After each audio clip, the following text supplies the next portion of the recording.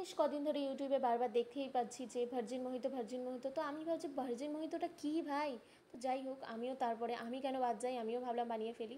তো বাড়িতে একটু নুন চিনি যা যা ছিল, লেবু পুদিনা পাতা সব কিছু দিয়ে একটা পেস্ট বানিয়ে নিলাম, পেস্ট বানিয়ে আমিও বানিয়ে ফেললাম।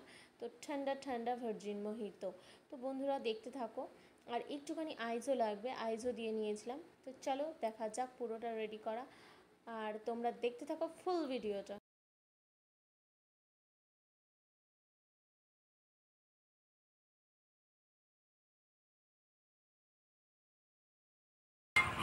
ঠান্ডা থাকে, রেস্টুরেন্টে এগুলোই দেয়।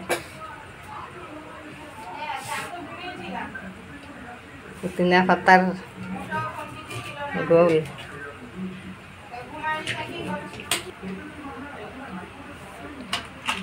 এইটা রাখো।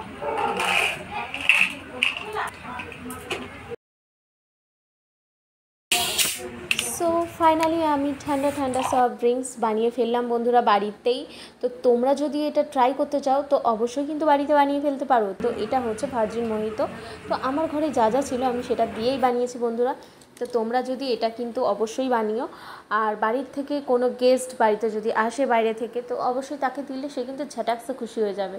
তো যাই হোক বন্ধুরা, দেখতে থাকো আর অবশ্যই আমার পেজটা একটু ফলো করে দিও। টাটা।